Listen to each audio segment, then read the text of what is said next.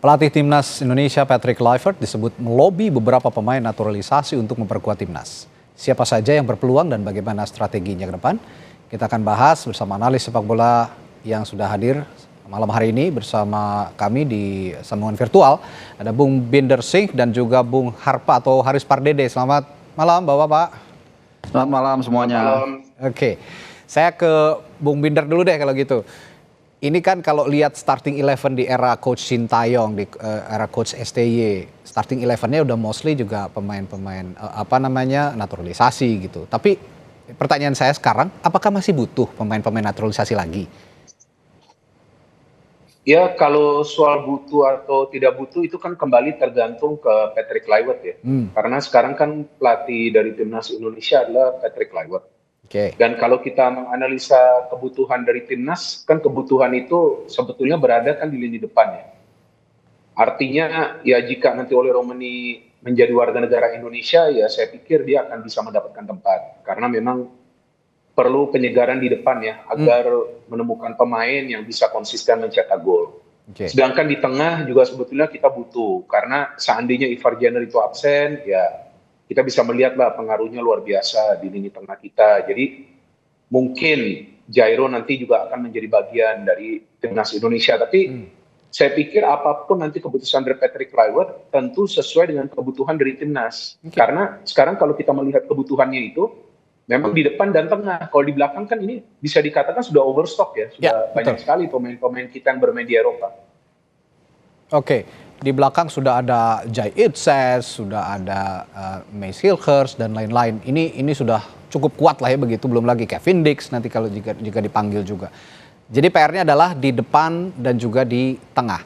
Nah, lalu selanjutnya adalah ada nama Oleh Romani di depan yang saat ini berpotensi untuk dinaturalisasi. Tapi di sisi lain kita juga punya Rafael Struijk yang sudah lebih dulu menghuni skuad timnas. Dua penyerang ini, saya ke Bung Binder lagi sebelum ke Bung Harpa. Dua penyerang ini jika dibandingkan head to head, kualitasnya apakah punya kualitas yang sama atau ada kelebihan kekurangan? Kalau Oleh Romani kan saya belum melihat ya dia bermain bagi Timnas Indonesia karena juga memang belum menjadi WNI. Jadi saya pikir kita juga belum bisa membandingkan ya head to head. Apalagi kalau di klub kan sekarang Struijk kan tidak bermain di Belanda ya. Tapi dia bermain di Australia, bahkan Oleh belum juga bermain bagi Oxford, dia juga baru pindah ya. Tapi kalau kita menganalisa ciri permainan mereka, ya ciri permainan mereka berbeda. Kalau Struijk itu kan sebetulnya kan adalah penyerang sayap ya. Lebih banyak mengandalkan kecepatan ya. Tapi kalau Oleh Romani ini bisa bermain di dua posisi yang berbeda. Penyerang sayap ya? atau sebagai center forward. Nah, inilah kelebihan dari Oleh Romani. Jadi jika dia bisa bermain sebagai center forward, ya logisnya kita tentu berasumsi dia adalah pemain yang bisa melakukan finishing. Itu dia. Jadi itu sedikit perbedaan dari ciri bermain. Tapi kalau kita mau membandingkan, saya pikir belum sekarang saatnya karena Oleh belum bermain bagi timnas. Nah, kita juga berharap dia bisa produktif, ya lebih produktif daripada Struijk tentunya. Bung Harpa, kalau ngomongin adaptasi dengan pemain-pemain naturalisasi yang rencananya akan juga digait oleh Timnas Indonesia, PSSI melalui Patrick Kluivert yang katanya juga melakukan lobby-lobby ke beberapa pemain calon naturalisasi. Sejauh ini pengaruhnya buat komposisi tim bagaimana? Ya, sejak proyek naturalisasi yang era sekarang ini digulirkan kan memang luar biasa ya, memberikan satu energi tersendiri kepada tim nasional kita, memboosting juga prestasi kita, suka atau tidak suka, setuju atau tidak setuju, kita bisa lihat sendiri bagaimana prestasi kita di Piala Asia Senior, di U23, bahkan juga keberhasilan kita lolos ke round 3, dan sampai saat ini kita ada di posisi 3 pun di klasemen grup C, itu 90% mungkin 80 sampai 85% lah adalah kontribusi dari para pemain kita, dari para pemain naturalisasi. Nah, hanya satu tantangan ya yang juga beberapa kali sebenarnya saya tanyakan di sesi official training selama round 3 ini, tapi tidak pernah dapat jawaban yang clear adalah soal adaptasi. Mereka secara individual pemain yang untuk ukuran Indonesia itu sangat luar biasa. Jai Itzes, Ragnar, Calvin Verdong, Tom Hai, mereka bahkan di liga-liga itu menjadi backbone. Tapi ketika mereka berdatangan secara bergelombang, katakanlah setiap 2 bulan ada datang lagi satu pemain, tiap 2 2 bulan lagi ada pemain, maka ini yang menjadi tantangan tersendiri. Itu yang pertama ya. Jadi secara individu mereka bagus, tapi secara adaptasi karena selalu ada yang baru ini menjadi tantangan. Nah yang kedua, kita bicara sedikit ke depan karena tadi Mas Radi juga menyinggung soal Ole Romney ya. Ole Romney ini adalah pemain yang secara profil sebenarnya bukan yang benar-benar kita cari, bukan the real number 9. Dia adalah FR, banyak main di kanan. Tapi memang dia masuk ke dalam, inverted. Kemudian banyak melakukan shooting. Tapinya lagi adalah ada sedikit penurunan performa. Di awal-awal musim, di pramusim, bahkan saat menghadapi Venezia di pramusim sebelum musim dimulai, dia main cukup bagus. Di awal-awal dia dapat tempat, tapi lama-lama dia tergeser di sisi kanan. Kemudian dipindah ke Oxford, di Oxford pun dia belum mendapatkan minute play sama sekali. Nah, kemudian yang terakhir, nanti dia akan bergabung kemungkinan hanya H-4, H-5, mungkin paling lama H-6. Nah ini adalah sebuah tantangan yang sangat besar bagi Patrick Kluivert untuk bisa mencangkok dia langsung ke tim kalau memang dia mau dimainkan langsung nanti melawan Australia. Ya, ini yang jadi catatan justru, chemistry yang jadi catatan. Saya juga punya punya menaruh perhatian khusus ya, sebagai pecinta sepak bola juga paham betul bahwa masalah chemistry ini adalah satu hal yang penting untuk sebuah harmonisasi tim yang dibangun dalam waktu yang cukup singkat mungkin ya. Kalau memang bisa dibilang 2,5 bulan dengan perubahan pola permainan, lalu juga belum komposisi pemain yang tadi disinggung oleh Bung Harpa baru begitu ya. Nah dengan waktu yang boleh dibilang cukup singkat 2,5 bulan, ditambah lagi dengan kemungkinan kecil atau bahkan tidak ada kesempatan untuk melakukan uji coba. Apa yang harus dilakukan Patrick?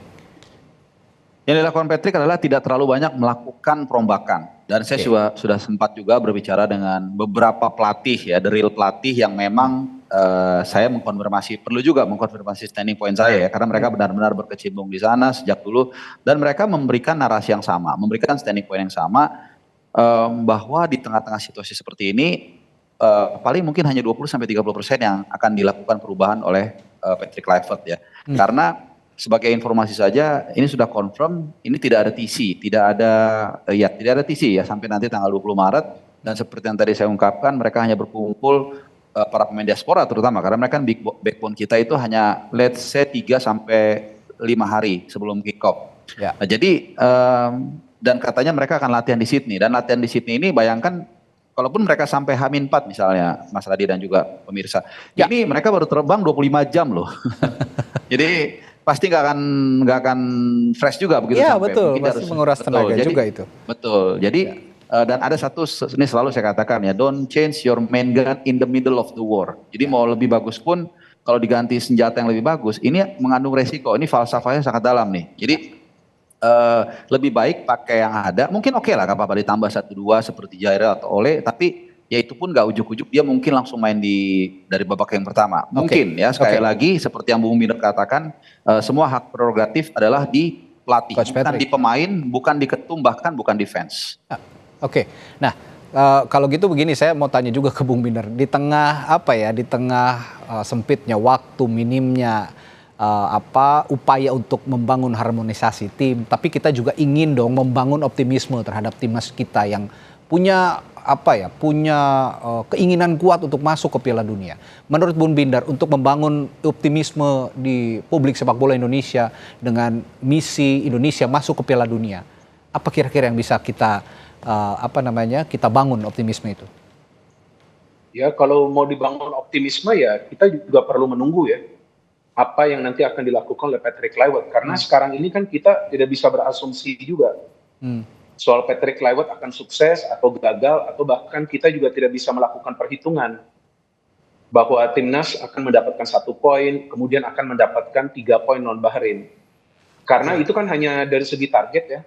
Patrick Kluivert mengatakan total 4 poin, 1 poin non Australia, 1 poin non Bahrain. Jadi saya pikir kalau sekarang ya kita perlu menunggu. Kalau soal optimis, ya kita juga nggak bisa menyalahkan orang lain jika orang lain tersebut tidak optimis. Karena ini kan sebuah perubahan yang terjadi, ya kan, perubahan pelatih. Jadi saya pikir kita tidak bisa memaksa orang lain agar optimis gitu, kan nggak bisa optimis. Tapi maksud saya dalam hati ya. Dengan opsi munculnya pemain-pemain naturalisasi yang konon punya kualitas yang baik, apakah optimisme itu bisa dibangun kira-kira? Ya bisa dengan materi pemain. karena materi pemainnya sekarang ini menjanjikan. Saya tidak mengatakan bahwa sudah komplit, karena kan perlu pemain di depan dan tengah. Betul. Tapi ini menjanjikan, dan saya selalu mengatakan bahwa yang akan membantu Patrick Kluivert itu adalah materi pemain yang sekarang sudah bagus. Jadi itu akan membantu, plus materi pemain ini adalah mereka yang mayoritas dibina di Belanda, ya kan? Ini kan faktanya kan seperti itu. Ya. Dan Patrick Kluivert juga adalah legenda dari timnas Belanda. Jadi dari segi komunikasi lebih mudah, lebih cair. Dari segi strategi harusnya dia bisa berdiskusi dengan para pemain, kemudian mencari formula yang tepat. Jadi kalau ada yang mau berubah, ya saya juga sepakat dengan Bung Harpa tadi, kayaknya kalau soal komposisi pemain, beresiko banget kalau mau dirubah. Tapi yang kemungkinan, ini saya masih mengatakan kemungkinan yang akan dia rubah adalah cara bermain. Karena kan dia sudah mengatakan bahwa dia ingin agar timnas bisa bermain lebih menyerang, itu saja sih. Dan possession katanya. Dia akan melakukan perbedaan, tapi kalau soal komposisi pemain, kalaupun akan ada perbedaan dari komposisi pemain di line up, mungkin 1-2. Mungkin ya, itu pun 1-2.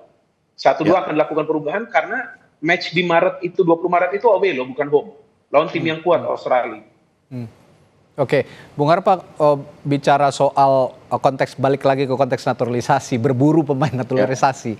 Ini diharap PSSI sebagai federasi sepak bola kita, berharap juga pada Patrick Kluivert bisa menjadi daya tarik begitu ya kira-kira untuk pemain-pemain naturalisasi atau pemain-pemain calon naturalisasi yang bermain di liga-liga Eropa yang punya kualitas baik.